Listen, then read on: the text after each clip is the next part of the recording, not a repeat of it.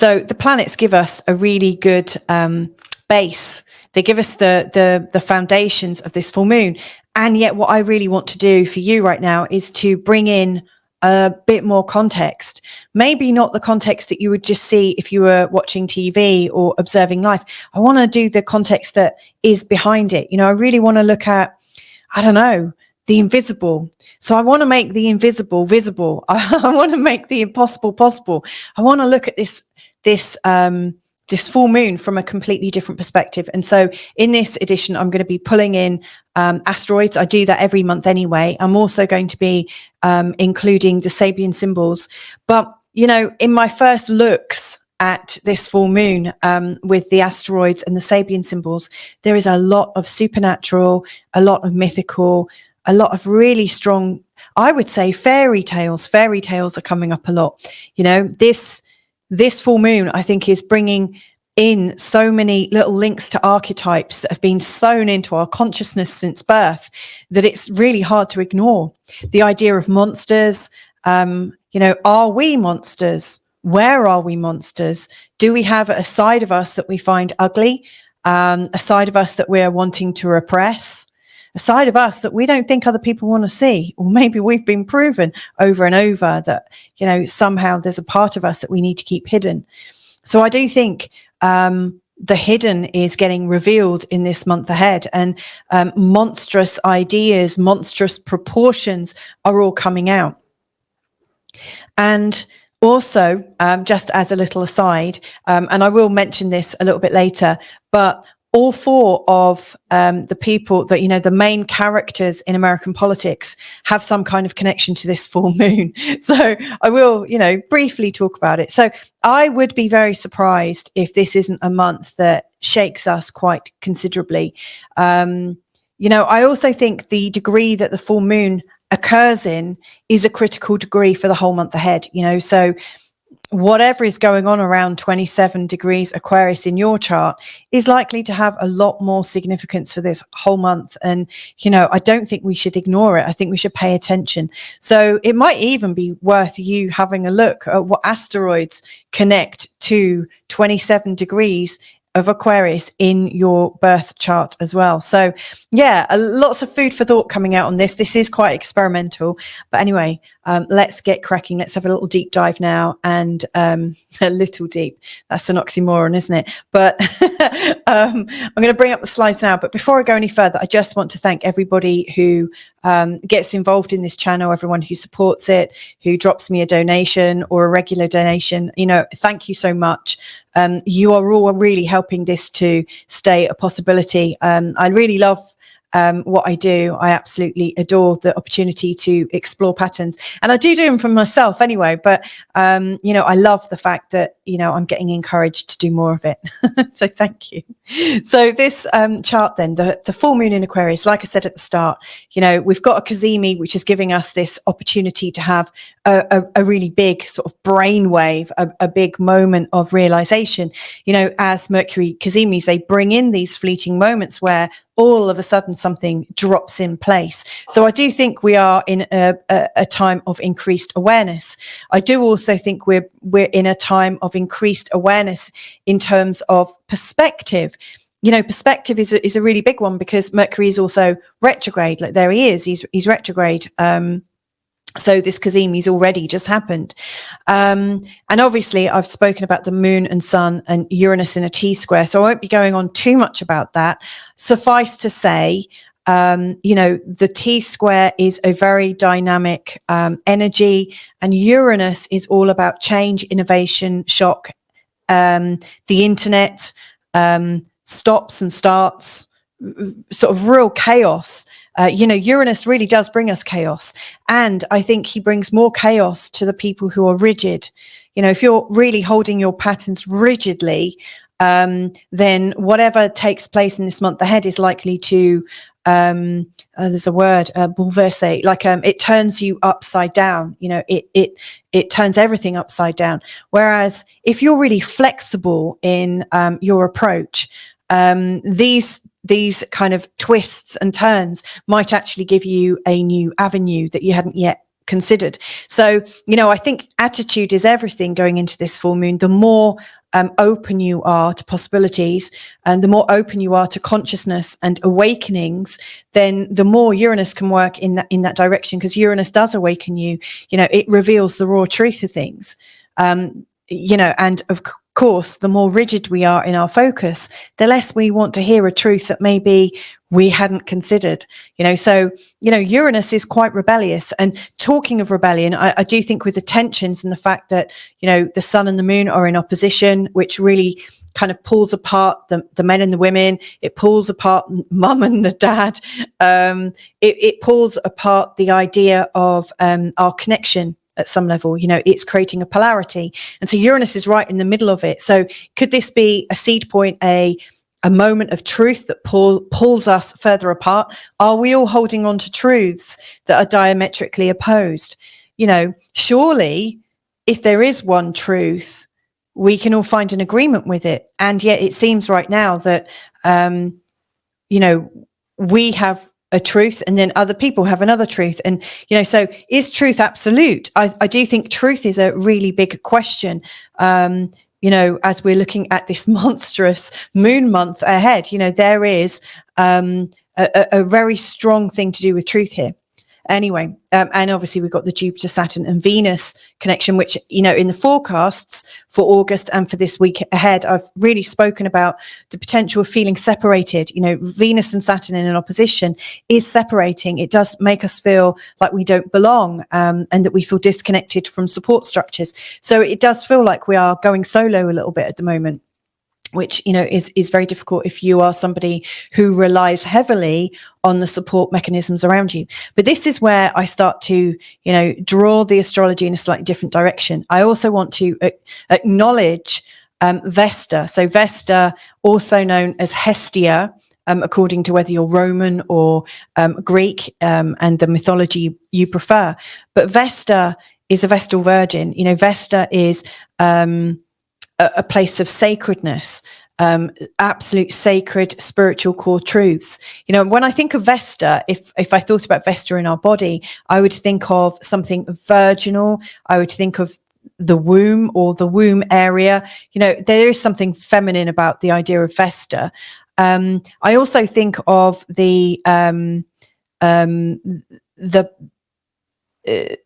oracles in Minority Report. You know, they were kept pure. They were kept away from all different types of influences, because can you know the truth if you've been heavily influenced? Can you know the truth if you're in the world right now being marketed at by all different aspects? You know, I recognize that my viewpoint is also brought about by the bias and the things that I've listened to. So, you know, Vesta is this place of purity, like intentional purity.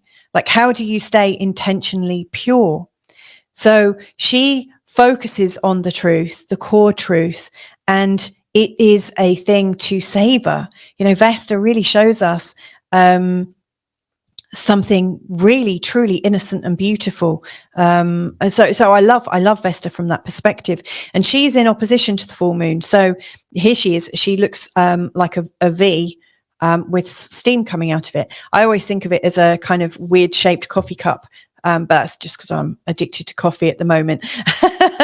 But, you know, I always see that zigzag as you know, coffee coming up, you know, the steam. But anyway, I digress. You know, she is exactly in opposition to the moon. So, you know, maybe the pure truth is away from the emotions right now. Maybe the purity of truth right now is something that we feel in our hearts as a knowing, you know, more in our body, but less from our emotions, which can be absolutely swayed one way or another, or in fact, in many different ways.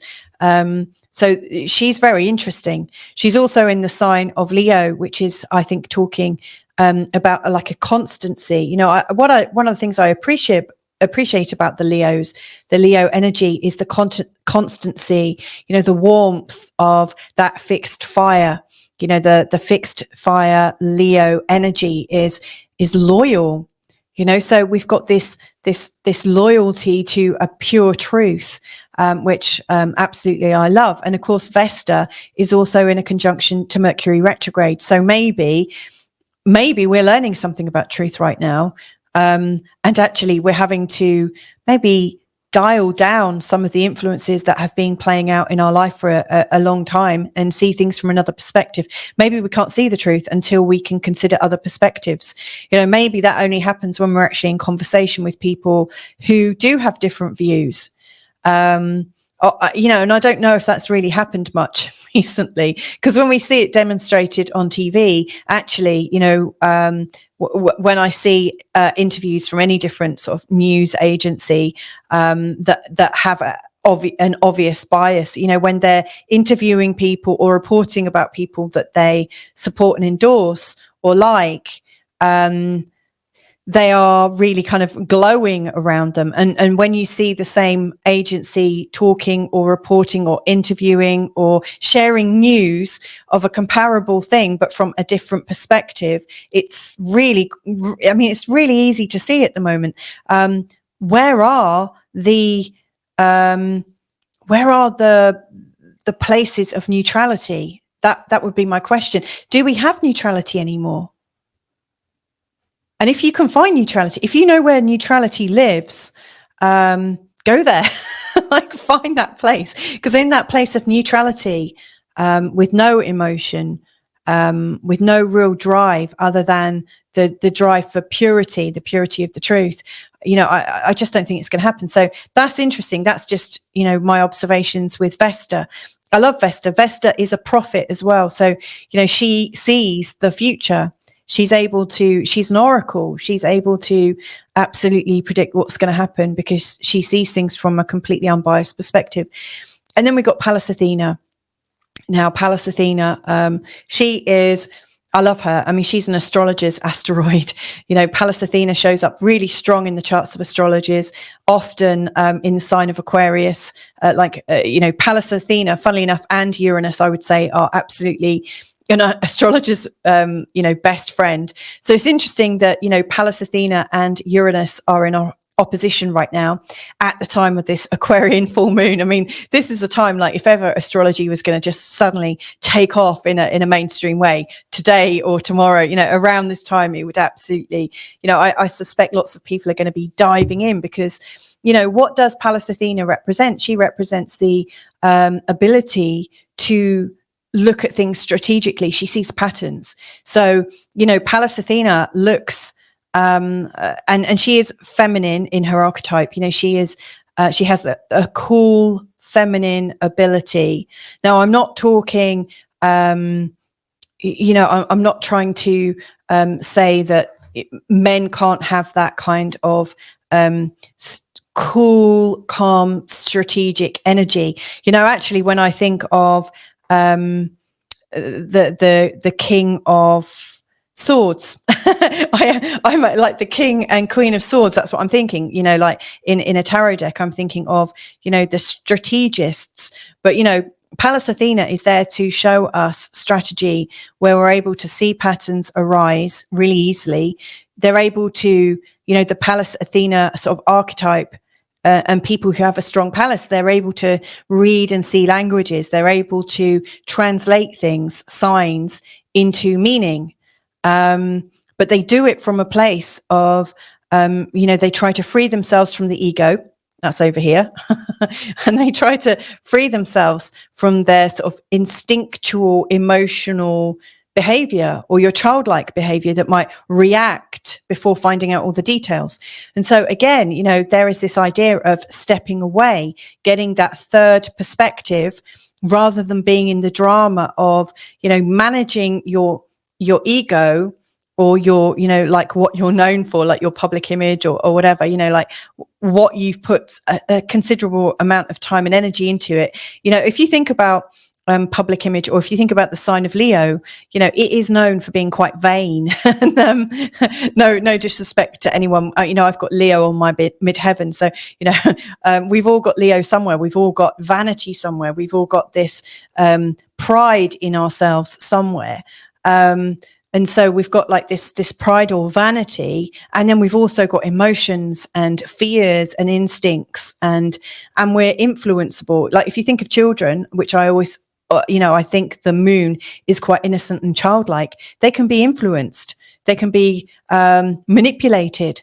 So, I think we need to stand above and apart from our manipulations and from our vanity and see things from a bird's eye perspective. Let's have a look from a Pallas Athena perspective, or let's have a look from a Uranus perspective. This isn't a time to really personalize what's going on for us. This is a time to step aside from the personalizations.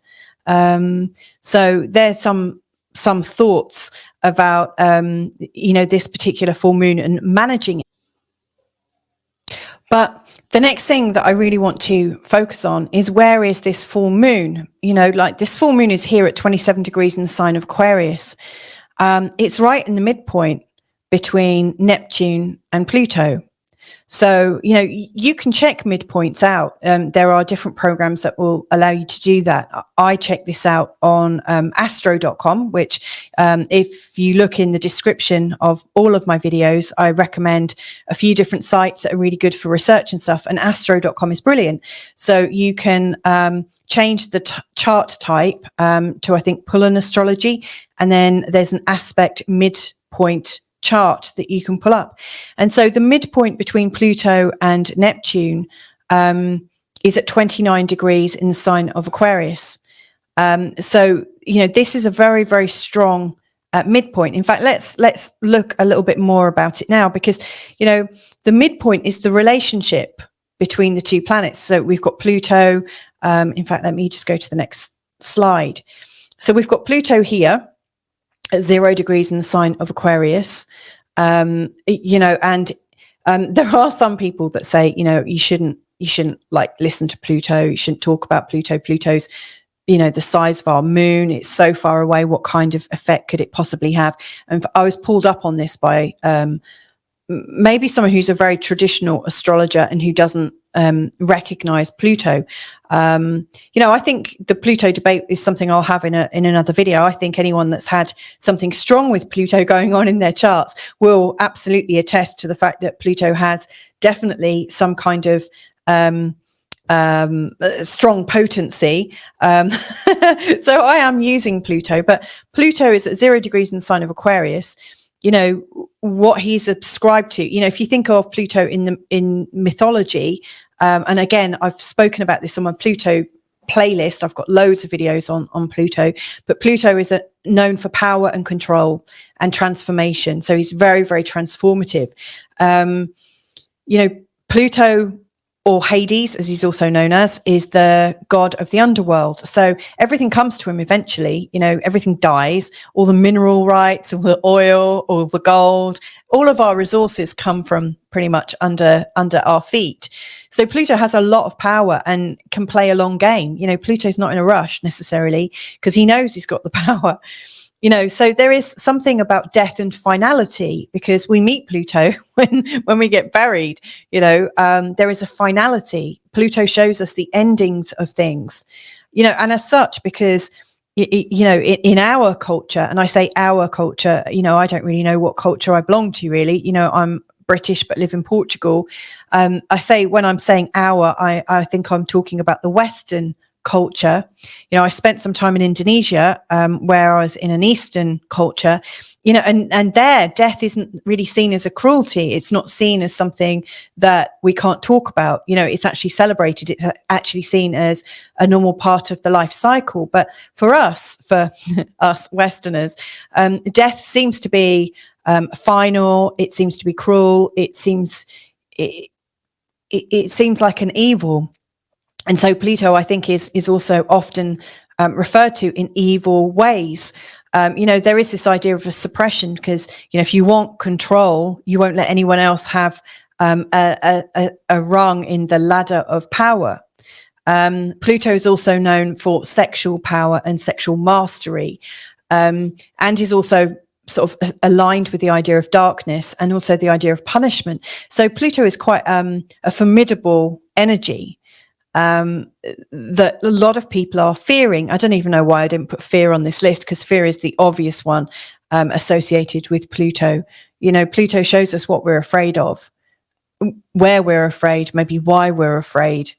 And usually with fear, it's because we don't feel like we have the necessary skills to control a situation. So, fear arises when we don't have control, or where we fear not having control. If we can overcome the need for control in our lives, we wouldn't have any fear. If the animals that you see in life that are the most afraid are the ones that have the most predators. And the ones that have the most control and power don't appear to have much fear. They go out at life with some gusto. So yeah, Pluto has a lot to do with control. I also think that the way to manage Pluto is to learn how to be comfortable with surrender. Because when you realize, like, we are humans and there's only so far our control and power will go. We're humans co-creating. We're making our way in a world with loads of other humans and loads of other factors. And, we don't have the absolute control over anything. Or the only thing we can control is ourselves. And our reactions to what's going on, so we can't control other people's behavior. We can try, we can use manipulation, and we can suppress their innate power to stop them from doing things, but we can't really control anyone. So, Pluto always wins. We don't actually have full control. We don't have dominion over everything. All we have dominion over is our own responses. So I think surrender is quite a useful thing. Once you realize how little control you have, and kind of surrender to what you can control and kind of like give up all those things that involve other people confirming for us or doing things for us. Once we come out of that game, life gets a lot easier. Then we've got Neptune. So Neptune also associated with Poseidon. Neptune is like he rules the oceans. He's the brother of Pluto. He's all about spirituality in the depths. We can't really see the full entirety of the oceans. We don't know where it begins and ends. In fact, if we swim in the oceans, which I'm sure you've done, I have, you'll see as far as your arm, but you won't see much further than that unless the sun is absolutely illuminating where you are. You can only see so far. So when we're in a Neptunian state, we are quite blind, and so blind faith comes into everything. We can get quite confused. I know that one of the things that puts me off swimming in oceans, apart from the cold, which I abhor, but one of the things that puts me off is the feeling of confusion, not quite being able to see everything. I find that quite a confusing state to be in. Neptune shows us where we can't get a full picture. And so, when we can't get a full picture, we might feel confused because we can't see everything, and we have to go on our instinct or trust. So I think trust is a really important thing with that. But we can also delude ourselves. So, when we're not really following the trust or the sort of innate faith that we might all be part of, I think we can get deluded. We can absolutely fall to delusions, definitely delusions of flattery. Flattery is one of the darker sides of Neptune, I think. There are some people who are just naturally nice and kind and compassionate. There are also people that will flatter you and tell you anything you want to hear for their own benefit. How can you determine the difference? When I think of Neptune and Pluto together, I do feel like the two of them together might be like a lamb for slaughter, that this lovely innocent lamb, all sort of trusting, about to get chopped. Like Neptune, it does bring up the idea of innocence, our doe-eyed belief and trust, and our desire for everything to be just perfect. Neptune is highly, highly idealistic on a spiritual spectrum, because, the water is, I think, representative of a sort of spiritual reality and the depths of our intuition and where it can take us. And it's imaginative, it's creative, but you can absolutely lose yourself there. And you can willingly lose yourself like you can lose your identity, you can let go of your identity, you can suspend your identity for a while whilst you let yourself be entertained, or, you know, whilst you focus on media, for instance. Or you can lose yourself in other ways, like kind of let go of things that maybe seemed important, but just kind of let them go and be a bit free and easy. You know, there are so many different ways where we lose ourselves, and Neptune is absolutely ready to help us do that. So it does cover the innocent, and it does, you know, I see it as a spectrum. You know, how conscious are we of losing ourselves? You know, are we losing ourselves because we're just uncomfortable being ourselves? You know, I think Neptune really gives us all sorts of distractions that we can play with, and so we're not consciously aware that we might be depleting our personal energy, or we might not be fully aware of what we're doing. We just know that this feels comforting and it's giving us a crutch. Whereas, you know, you could be consciously working towards a state of oneness, which is a very, very different thing, but it's still part of the Neptune spectrum. So the midpoint, this point here in the middle, is absolutely representing the coming together of the Pluto energy and the Neptune energy together. It's like the relationship. So how does control and deep spirituality and idealism come together, you know, or transformation, which I think is a Pluto thing. So I think this midpoint represents possibly supernatural control. If you believe in the imaginary and the spiritual, and maybe the spiritual combined with death and dying or darkness, you may well believe in the supernatural. So it could represent something to do with the things we can't see and conceive of, but we maybe fear are lurking behind things, like lurking behind doors and cupboards and things, like to jump out at us. It could also show transforming spirituality, that there is a deep need to connect with a spiritual savior, or somebody who can really help us shed some of the things that we're not comfortable with. It can really show up as a profound idealism, you know, because it's profound enough to change us, and to maybe control how we are going about life right now. So the ideals are absolutely really strong, but it's also subtle and outside of us. It's an energetic that absolutely can pervade everything. So I think the fact that the full moon, which is really jangly, which isn't a technical term, but the full moon, you know, which is absolutely pulling on our ego,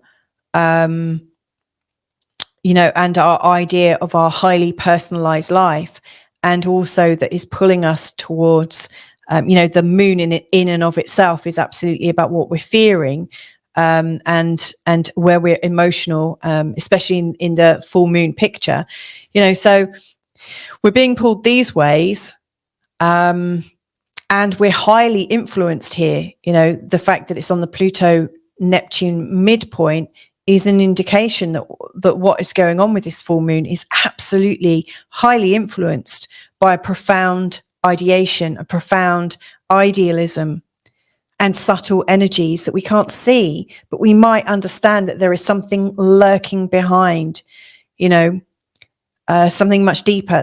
For instance, that there might be veils within the reality, and maybe some people can see through all the veils. I can't, but, you know, maybe I am aware that there could be veils, and so that's part of it. You know, there will be people that would listen to this and go, veils, what a load of BS.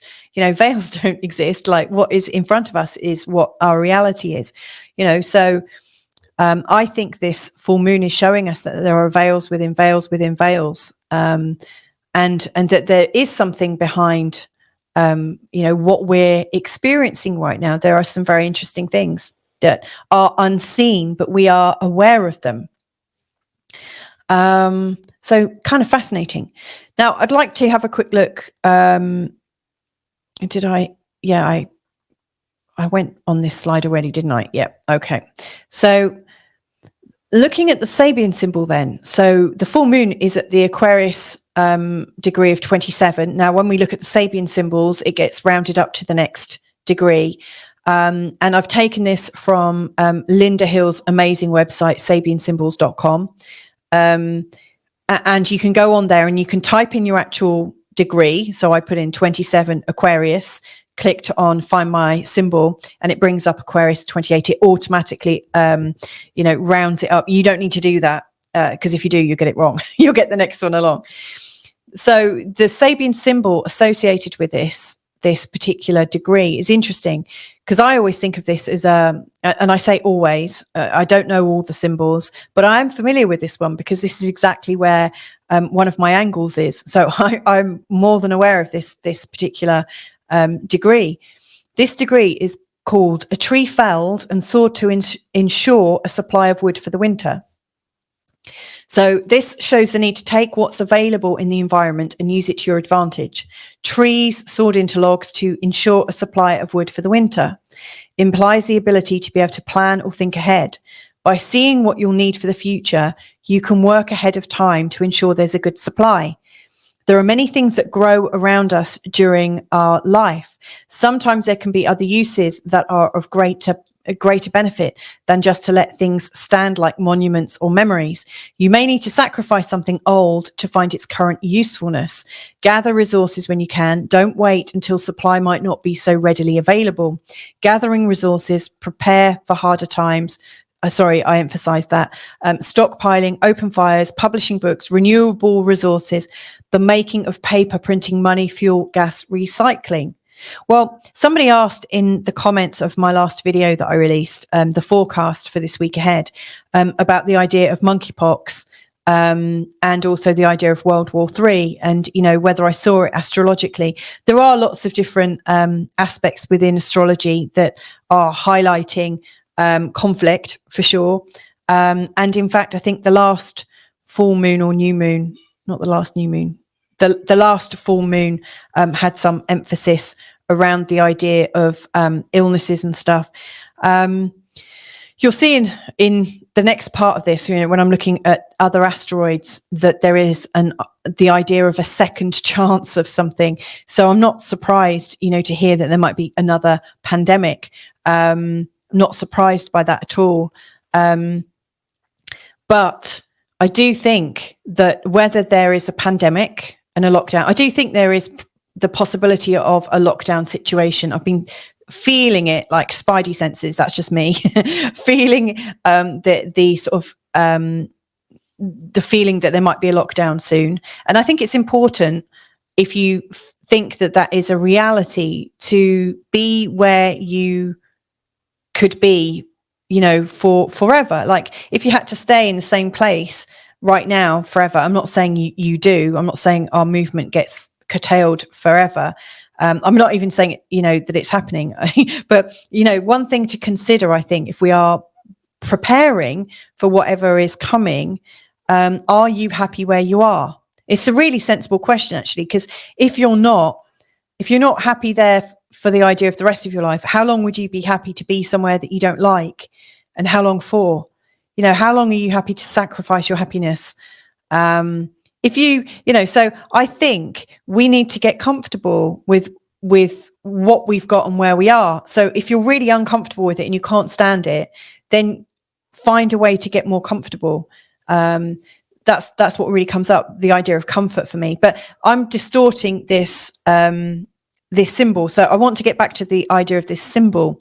So there's an idea of wood that sort of comes up, and the idea of supply, and the idea of recycling, like you might sacrifice something old to find its current usefulness. So I do think there is a recycling of ideas, a recycling of resources that we've got that is already available to us.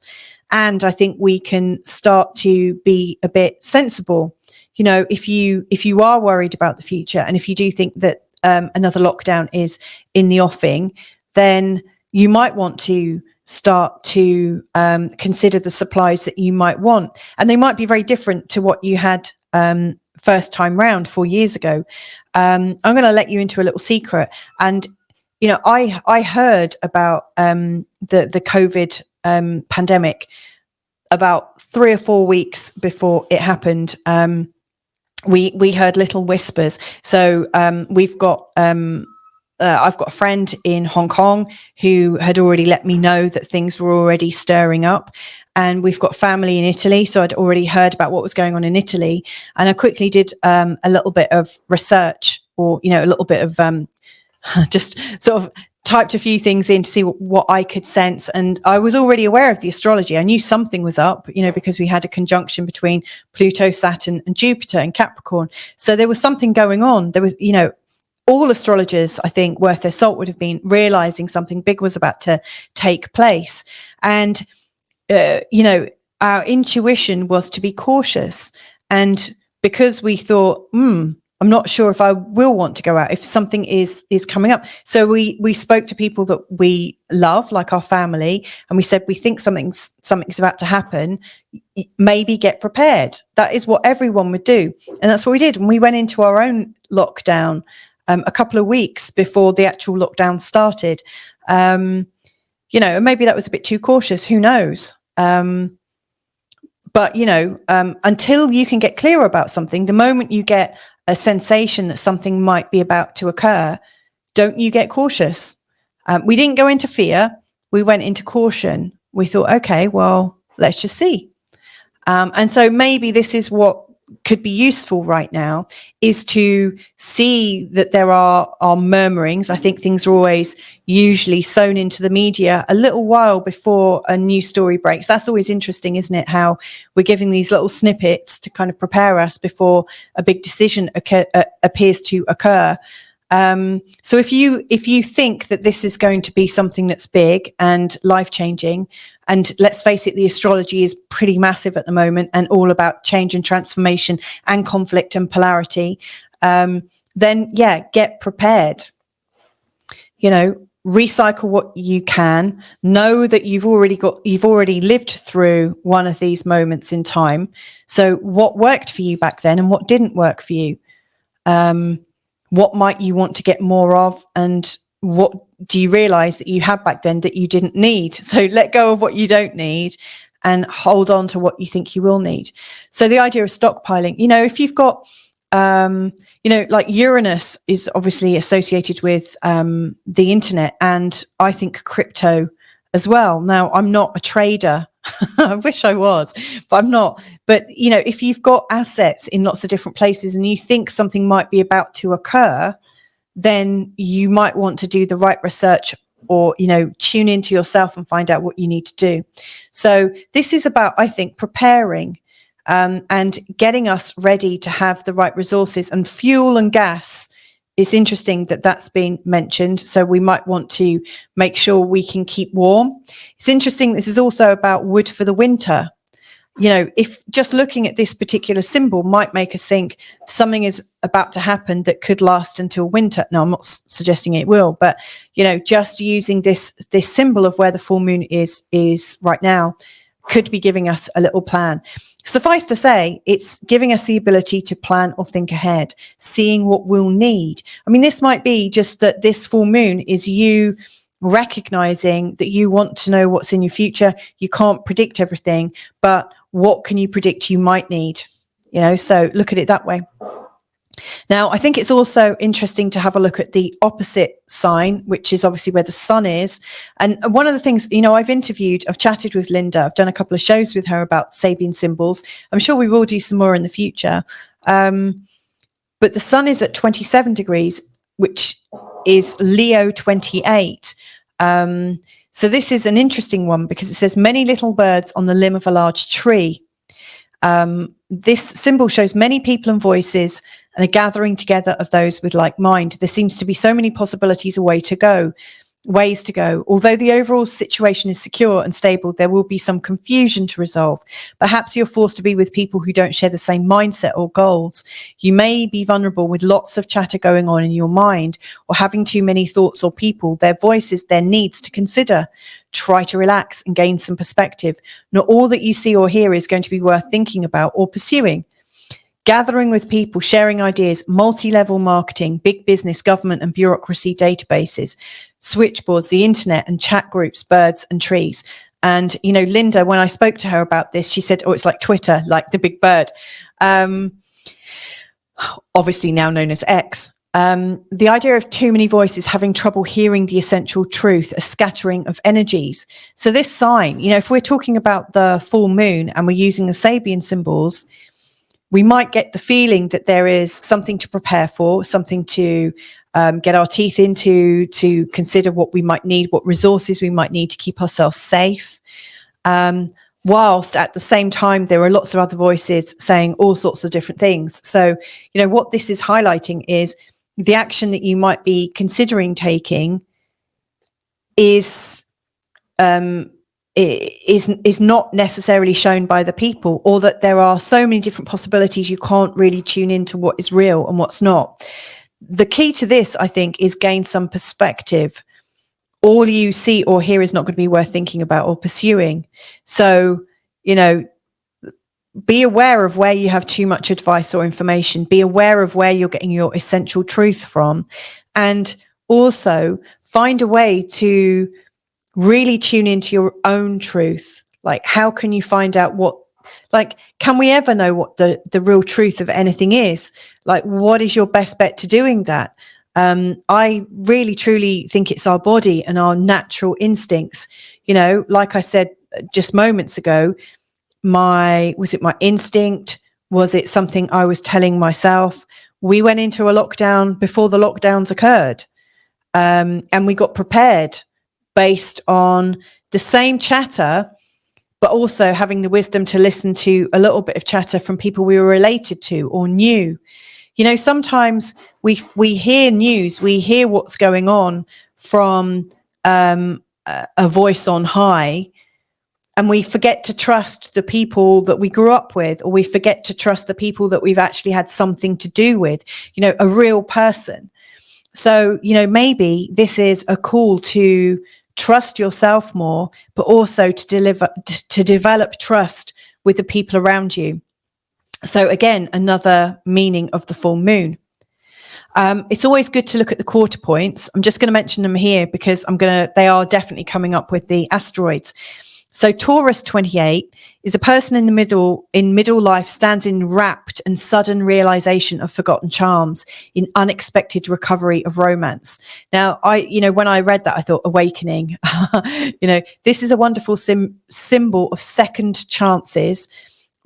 So romance, love and passion start over in life. Even when it feels like a chance of wonderful things has passed by, something comes back into your life, and it can be inspiring, delicious and revivifying.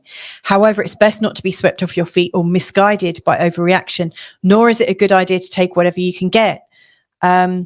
So, this is like in the summary, it's saying second chances, finding something to be passionate about, awakenings. What is coming up, and obviously, it's important for you to do your own research as well. I should point that out. But Taurus 28 is equivalent to 27 degrees in the sign of Taurus in traditional planetary placements. That is where you find Uranus right now. So it's in this place of second goes, second chances, awakenings. All of a sudden, we have a realization. And of course, this is also happening on the day of the Kazemi. So we are in the time of realization and awakening. We have a second go to awaken. We have a second chance to see something with fresh eyes, and maybe to trust the people around us as opposed to where we normally get our information from. Is first-hand information better, or second-hand information, third-hand information? How far back do you want to go? Where are you putting all your emphasis on the information? Your realization and awakening happens within you. So this is about sudden realizations. So this is really, really big. And then the last one, this is interesting. I've spoken about this with Linda too, because Joe Biden's sun is at 27 degrees Scorpio, if I'm not mistaken. And, with Uranus in opposition, she said, his status is going to change. It's going to change soon. This is the king of the fairies approaching their domain. This symbol shows the ability or need to feel at ease and in charge of your home, territory or domain. You've been searching for where you belong. I love that. You're searching for where you belong. You may have at times been off looking for this, feeling alien, and alone won't work. There's a need to feel accepted, welcomed, and loved. There may be a feeling of wanting to be a dominant leader or having a doting populace. As long as egos are in control, this can be a fabulous experience of returning home, a nice and calm spiritual place to be. This can also show a world of one's own creation or imagination, I guess where we're off with the fairies, which can be fabulously rewarding, or it can be also ungrounded in reality. Imaginary worlds, finding a place to fit in and feel comfortable, feeling in charge and in demand, returning home, taking command of your life. And it's obviously got some fairies, nature, spirits and elves. It's got a mention of the supernatural, which is what that midpoint to me represents. Well, isn't that interesting? You know, that brings up a lot of things. So, you know, the question that somebody from my community gave me about, is there about to be a lockdown? You know, if there was, where would your home be? Where would you feel safe? Where would you feel like you've returned home, this nice, calm, spiritual place to be where you feel safe? And isn't it funny, you know, we all had these reactions around the time of the last set of lockdowns, you know, where we might have wanted to feel like a dominant leader amongst our pack to keep our pack safe. You know, I contacted my parents when I heard a little bit ahead of time what I thought was happening. And I shared the information with my whole family, to which, you know, they all said, what a load of rubbish. Be quiet, you know, get back in your box. Don't be silly. You know, I was away with the fairies. And, you know, and lots of people experience that, you know. So there's a few different things coming up here. First of all, this idea of where do you belong? Where do you want to belong? Where can you feel accepted and welcomed and loved? And if you can't, how can you feel accepted, welcomed and loved in yourself? You know, maybe being away with the fairies is safer than the reality right now. Who knows? But we need to be, we need to watch out for trickery. We want to be aware of hotshots who are lording it over us and other people. And this is interesting. Underneath, you can't quite see it. It says, being impotent, feeling locked out, homelessness. You know, in terms of the idea of lockdowns, feeling locked out or feeling locked in is how I'm reading that, you know, and homelessness, like you're cut off from the wider home that you live in, like your towns, your community, feeling disconnected. And feeling impotent, like you don't have the power. So these are some of the harder aspects of this particular Sabian symbol. So I think you'll probably agree that, you know, there's a lot going on. Now, this is the second part. So I've put in some asteroids now, and to do this, and I recommend this, and you'll see the notes. If you go into the notes, you'll see www.serenu.com. I use that to find out the position of asteroids. So for instance, on a particular day, I'll put in August the 19th, 2024, 1925, put in the latitude and longitude and click enter, and it will bring up like 1,000 different asteroids and their position. And you can look for the ones, I look for the ones that are either at 0, 180 or 90 degrees apart. You know, so things that are in a conjunction with the moon, in an opposition with the moon, or in a square to the moon. And so I'm looking for the closest ones, or the ones within a range of, say, 2 or 3 degrees, no more than that. The more exact, the more prominent I think that particular archetype is. So I just want to talk through these quickly. And this is where I think the quarter point energies are bringing up some extra info. So the first one, which I really love, and I've put in some references as well, because I went to darkstarastrology.com, which is a lovely blog. I've been on and off. I've you know, gone back to Dark Star Astrology many times. I particularly love Dark Star Astrology's article about Lilith, the 3 Liliths, and that is coming up in this reading in a second. If you are a fan of Lilith, I absolutely recommend you have a look at Dark Star Astrology. Really great. So DSA stands for Dark Star Astrology. So really beautiful stuff that takes place there. So this first asteroid that I'm highlighting here is Magdalena, which is asteroid 318, and is in a conjunction with Uranus. So there's something surprising about the Magdalena energy. And if you remember, the Uranus energy is also with the sudden awakening, the sudden second chance, the sudden retry of things, and is in a square to the moon and the sun and Mercury retrograde. So Magdalena, like think Mary Magdalene. So the first person to witness the resurrection of Christ. So there is a mention of a second coming, or like the idea of something occurring again, like the rebirth, the idea of a second chance. And also the idea of being a first person witness. You might be about to witness something miraculous. You might be about to witness something that awakens you or just shakes you up somehow. It's like you've got a second chance. Magdalena is also a reminder of sacred devotion to spirituality. So, once you have awoken something, you can become really quite devoted to the sacredness or the purity or the spirit of what you have awoken to. There's also the idea of, Mary was released of her sins. So this could be about letting go of things that you're addicted to, things that have a hold over you that you recognize are not good. This might be a good time for me to ditch coffee, actually. But, the idea of letting go of things bigger than coffee, if there's something that you're aware of that's just not working, and also you're thinking differently, then this could be a really good time where you awaken to a new reality. And this is a spiritual commitment as well. So the idea of the absolute dedication to matters of spirit and truth and awakening. So I find this quite interesting. The next one is quite gruesome. I will warn you. Sedna. Now, this is interesting in as much as the story of goddess Sedna is retold in so many different ways. There are like so many different variants.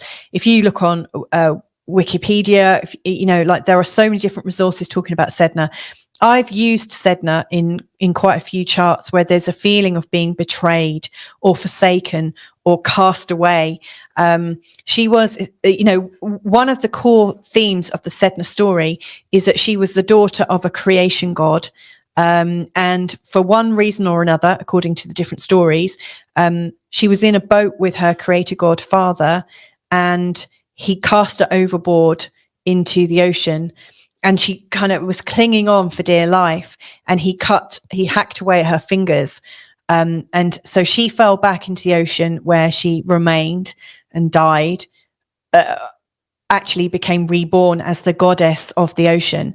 And her fingers that were all hacked off became like the whales, the sharks, the walruses, all the creatures and sea monsters. So, there are many stories about being cut off, being cut away from your father, being cut away from your society, maybe being cut away, like denied access, and you've been cast overboard.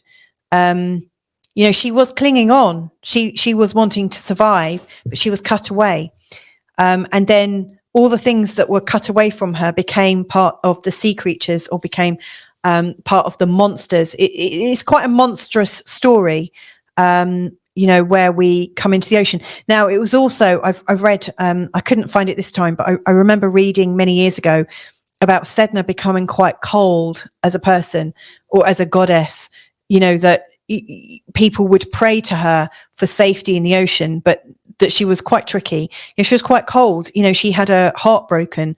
She was betrayed in a horrendous way, killed by her father. So, there was a coldness, like she was cut off from her own humanity, cut off from her source. And so she found it in the cold, and actually there are stories of mermaids and how they have a cold heart, maybe, because of a rejection, so interesting. So Sedna is also down here as well. So we've got the Sabian symbol to do with, let me just go back and get the wording. Hang on. Oh yeah. So we've got the Sabian symbol to do with, awakenings, second chances, and yeah, something starting over. There is a new possibility. So we've got a new possibility. We've got a suddenness of it because of Uranus. We've also got the idea of witnessing something, getting a second chance, being released of our sins, letting go of something. Sedna also did let go, not consciously. I mean, she was cut away. She had to let go. She was cast away. So, you know, what I'm getting here is this deep sense of freedom that might come from a second chance, seeing things in a new way, a different kind of awakening, and the suddenness. You know, sometimes, you know, sometimes you need to like almost be smacked across the head to suddenly wake up out of a sleep. So to me, it feels like something sudden that might be cutting us away from the man or the father or the society that we've trusted, maybe the separation of us and the state. Who knows? But there is a feeling of devotion to spirit and a second chance, all associated down here. Now, if I go to the other side, you've got, I'm guessing this is pronounced Ceto, but it could be keto. I'm going to say Ceto, C-E-T-O. Now, the Ceto is in square to Sun, Mercury retrograde, and the moon, the full moon. Ceto is, and I got this from astrologicaldepth.com. I've never seen it before, but it was really interesting. There are quite a few stories about Ceto and Ceto's origination. But Ceto is the idea of the monster within us and around us. The idea that we've had to hide part of ourselves. So if you think of the inner monster or the inner demons that you've had to hide away, that you've not been able to show, you know, you might have fear about revealing who you really are. You might have fear about being the true you. It's almost like fearing yourself, fearing that there is a monster within you, hiding your monster, feeling the rejection for being yourself, feeling the rejection for being different.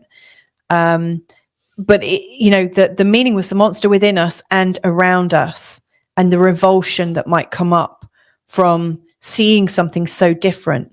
So that's interesting. You know, it's, you know, there are some, like if you are cut off from things because you think you're a monster, or because you've been rejected, and because you've been maybe forsaken, maybe you don't fit in, maybe you've been hiding your inner monster, you know, instantly, if you don't feel like you fit in, you do see things from a different perspective. You can actually see the world that everyone else is living in, and you can separate yourself a little bit. This might actually be quite beneficial, you know. So if you have separated yourself, maybe you don't see everything in the same way as everyone else. Maybe, you know, and this relates to the story of being, you know, away with the fairies, or, you know, the king of the fairies approaching their domain. You know, you might have an ungrounded reality, or live in imaginary worlds. You might have had to find a new place to fit in and feel comfortable, where you could feel in charge and in demand. And you might need to take command of your life. You might need to live a very sort of different reality if you've not been able to fit in. So I'm going all over the place here. So Ceto is talking about the monster within us that we've tried to hide, and the fact that you might see everyone else's monsters. I think monstrousness is quite a strong theme. You know, if you hear the people in the media talking about each other, you know, the language isn't too far off. Monster, from all sides, from what I have observed. And then, of course, we've got Lilith. And again, I mentioned that, you know, if you want a great source about Lilith, I really do recommend Dark Star Astrology, because, you know, it's laid out in a really nice way. And Dark Star Astrology looks at 3 different Liliths. So Dark Moon Lilith, and oh crikey, what's the other one? Hang on, let me look this up. Hang on. Okay, so I really like this. I've taken you to Dark Star Astrology's article here, the blog piece about the 3 Liliths.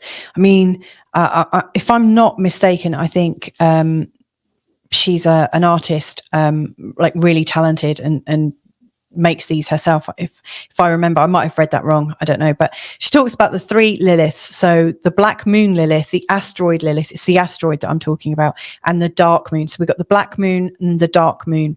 And you know, she also references Demeter George, who is absolutely, Demetra George is absolutely worth checking out in terms of her work with asteroids.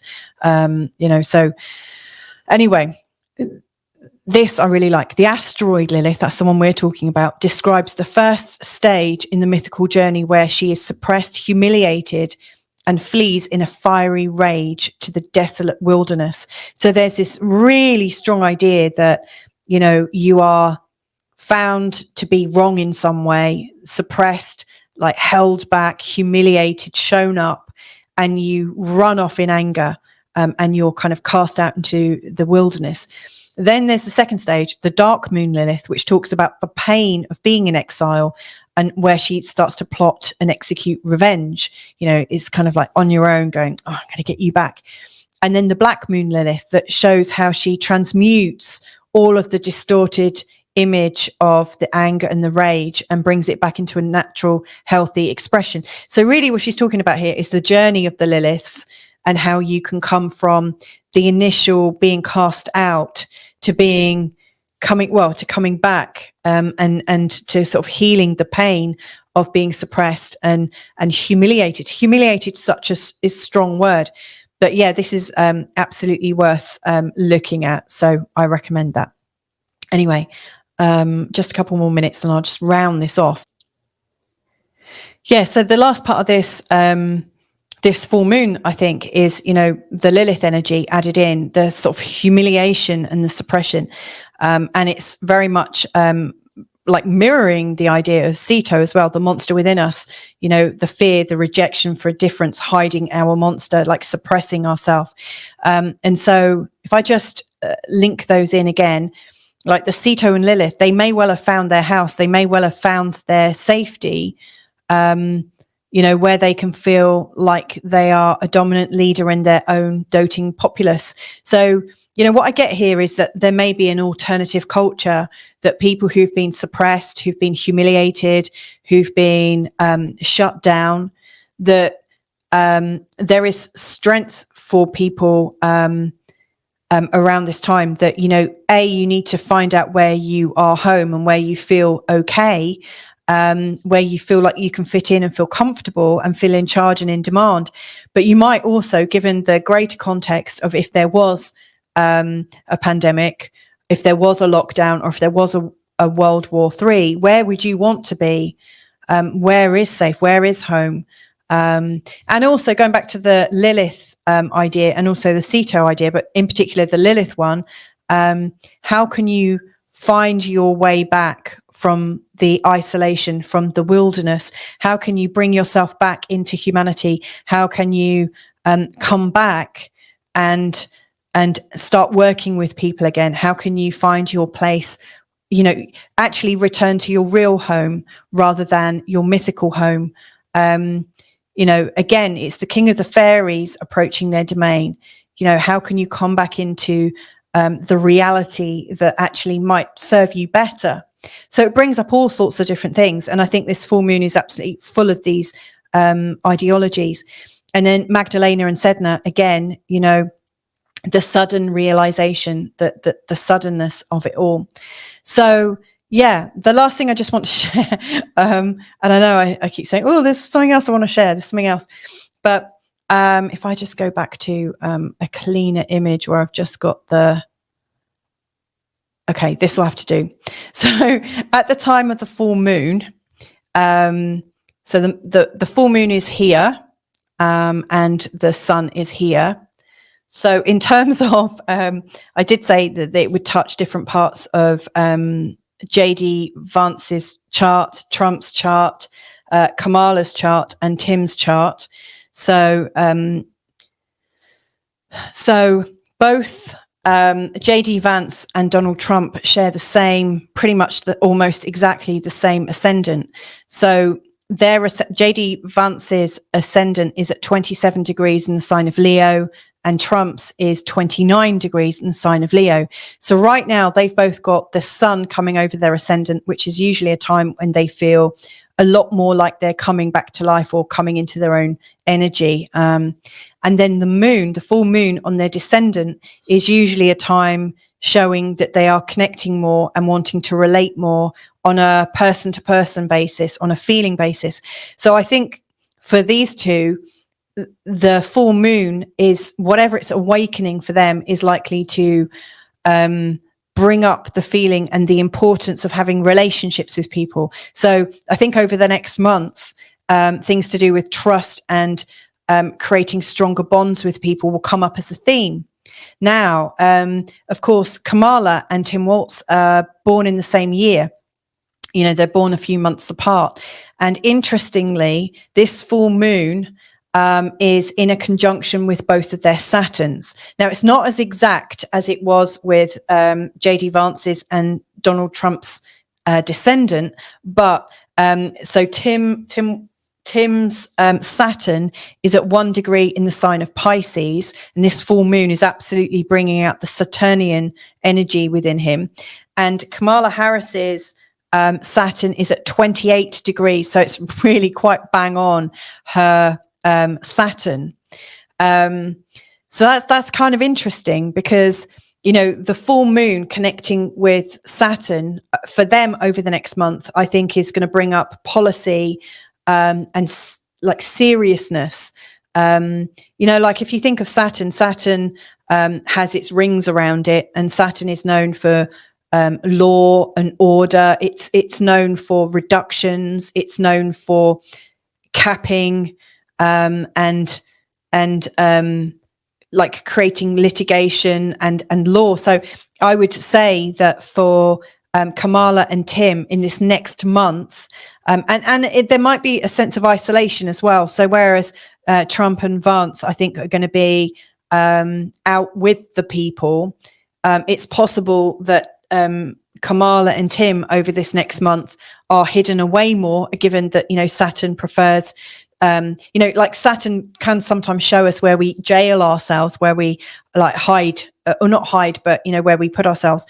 So I think whatever they're campaigning on in this next month ahead, I think it's on seriousness and reductions and so on and so forth. Interestingly, so if they're all having some kind of reaction to this full moon, that also means that if we imagine that this descendant is 27 degrees in the sign of Aquarius, that's where Donald Trump and JD Vance's descendants are. Kamala and Tim's Saturns fall right on their descendants, which shows like the coming down on these people. You know, like Saturn really shows us where we judge other people. So it's like we're judging their sense of connection, or that judging, like casting judgment. You know, whenever somebody has a Saturn on your descendant, you're likely you either form good bonds with them. You know, funnily enough, because, you know, Saturn also does form bonds. Like if you think of marriage certificates and rings, that's a Saturn thing, you know, the ring around Saturn. And also like mortgages and all sorts of other commitments you sign on the dotted line. So it can show forms of partnership, you know, but Saturn on the descendant can also show where we feel repressed. So I think Tim and Kamala have a repressing energy on Donald Trump and JD Vance. But anyway, that was just a little throw in for the end. So there you go. They are my thoughts for this full moon. Sorry, that went on a lot longer than I was expecting. However, I think so much came out. There's so much. Now, again, this is for the full moon, but, you know, this is also for the month ahead. You know, the full moon, the degree that happens at is a critical degree. It's playing out through this whole month. So I hope that helped. I hope that answered some questions. And yeah, you know, thank you if you've watched this far. So loads of love to you. Have a great full moon and month ahead. Bye for now.